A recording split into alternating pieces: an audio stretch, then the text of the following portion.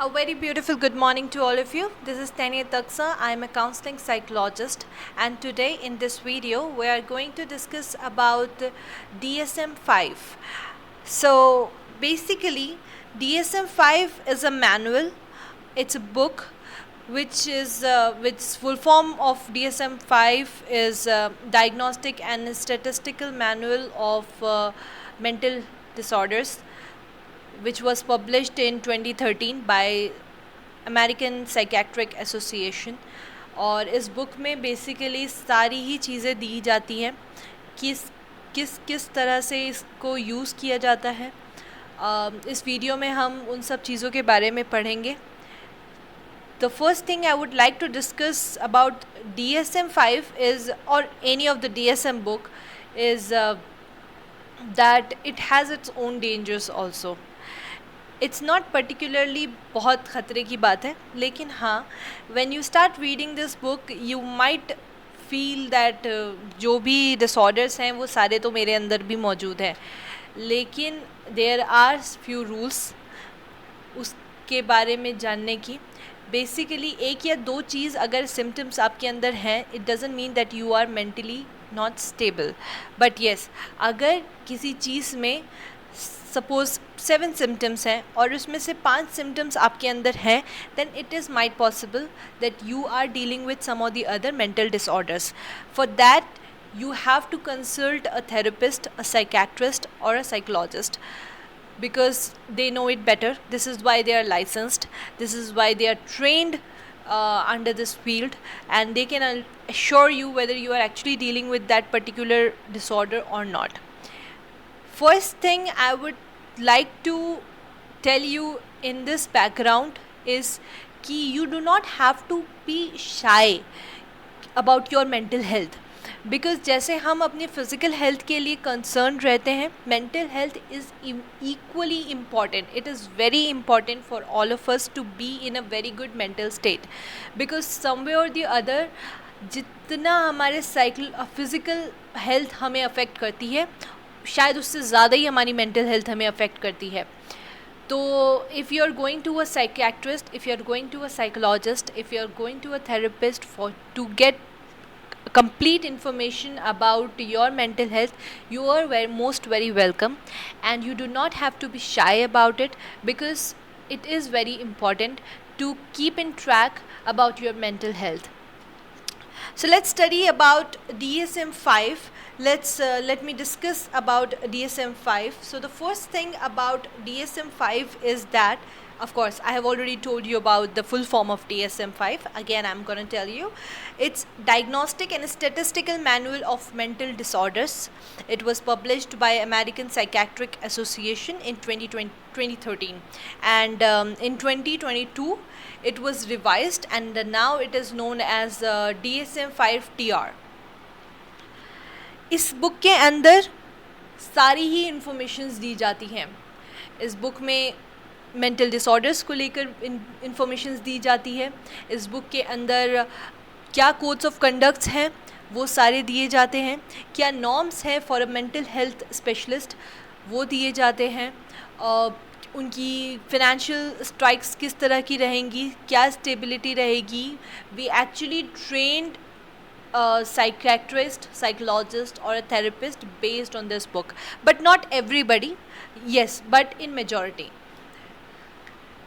So there have been a lot of changes in DSM-5 from DSM-4 to DSM-5. तो DSM-4 से DSM-5 के बीच में काफ़ी सारे डिसऑर्डर्स के अंदर, काफ़ी सारे कोड ऑफ कंडक्ट्स के अंदर चेंजेस लाए गए थे, और उन चेंजेस के बारे में स्पेशली जो सेक्शन 2 है about the diagnostic criteria and codes, वो हम अपनी नेक्स्ट वीडियो में will discuss about this. But in this video I am going to tell you that these changes are divided into 3 different parts. वैसे तो DSM-5 is the only book in the world जिसके अंदर Arabic numerals use किए जाते हैं, लेकिन for these sections Roman numerals use किए गए हैं. सेक्शन 1 जो है वो हमें डिस्क्राइब करता है कि चैप्टर्स के अंदर किस ऑर्गेनाइजेशन ऑफ चैप्टर्स और उसके जो मल्टी एक्चुअल सिस्टम्स हैं उनके अंदर क्या चेंजेस आए हैं, और सेक्शन 3 के डायमेंशनल असेसमेंट्स के बारे में हम सेक्शन 1 में पढ़ते हैं। सेक्शन 2 के बारे में सेक्शन 2 में हम डायग्नोस्टिक क्राइटेरिया और कोड्स ऑफ कंडक्ट्स पढ़ते हैं कि कौन कौन से जो डायग्नोसिस हैं about psychology, about psychiatric disorders, उसके अंदर क्या क्या चेंजेस आए हैं, क्या क्या चीज़ों को ऐड किया गया है, क्या क्या चीज़ें हटा दी गई हैं, वो सारी चीज़ों को हम सेक्शन 2 में पढ़ेंगे in our next video inshallah.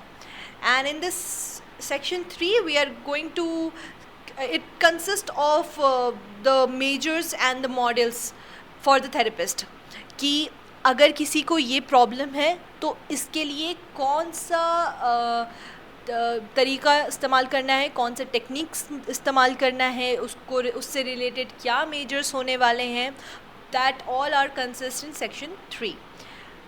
सो जब ये बुक लॉन्च हुई, इनफैक्ट इस बुक के लॉन्च होने से पहले ही काफ़ी सारे क्रिटिसिज्म्स थे इस बुक को लेकर, और काफ़ी लोग अगेंस्ट भी थे इस बुक को लेकर.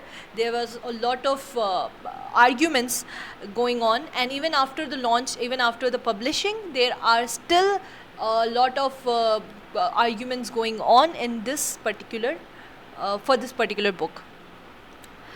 सो जो जनरली तो बहुत सारे क्रिटिसिज्म्स हैं जो कि वैसे भी किसी भी बुक के पब्लिशिंग में आते ही हैं, लेकिन जो बेसिक जो मेजर क्रिटिसिज्म्स हैं वो हैं कि फिनेंशियल कन्फ्लिक्ट्स है, काफ़ी सारे कोड्स ऑफ कंडक्ट जो mental health providers, mental health specialist के लिए प्रोवाइड किए गए हैं, फिनेंशियल जो कन्फ्लिक्ट्स बताए गए थे उसको लेकर काफ़ी सारे कन्फ्लिक्ट्स हो रहे हैं, फिनेंशियल स्टेबिलिटीज़ को लेकर काफ़ी सारे कन्फ्लिक्ट्स हो रहे हैं. They are not agreeing with DSM-5 for the financial measures. Then the next controversy is about borderline personality disorder.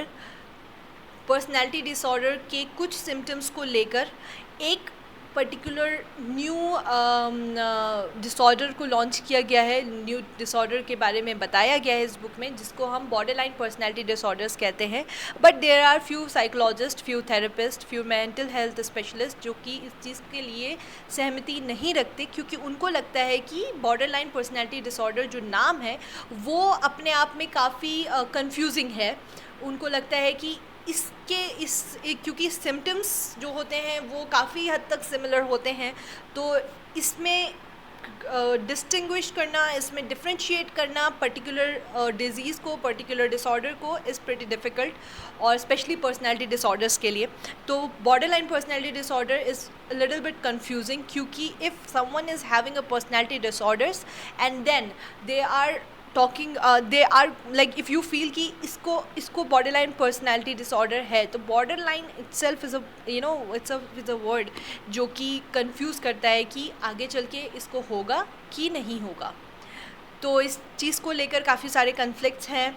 British psychological society का रिस्पॉन्स भी काफ़ी नेगेटिव है. उनका कहना है कि इस बुक को we are taking it as a Bible, we consider it as the Bible of psychology.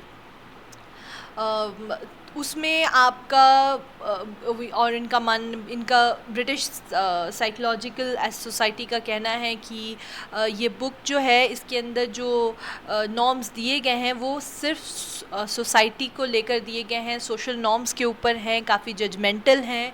तो इसलिए they are not agreeing with this book, they are not ready to go on with this book, and still the controversy is on. Then the NIMHANS, the National Institute of Mental Health, is also not in a very reliable state. They are also not agreeing. But yes, in 2013, after the launch of this book, they have agreed with the director of the American Psychiatric Association, and they signed a contract under which it says कि ये book के साथ वो कुछ चीज़ों को लेकर सहमति रखते हैं. So that's it for this video. But in the next video we are going to discuss about section 2, all everything, every little details about all the disorders, and further on we are going to discuss the disorders in a major way. But in section 2 we are going to discuss about the changes in the disorders, in the criteria, in the diagnostic criteria and the codes of conduct we are going to use. Thank you for watching my video, and I hope you get some information on DSM-5. If you like the video, please subscribe. Thank you.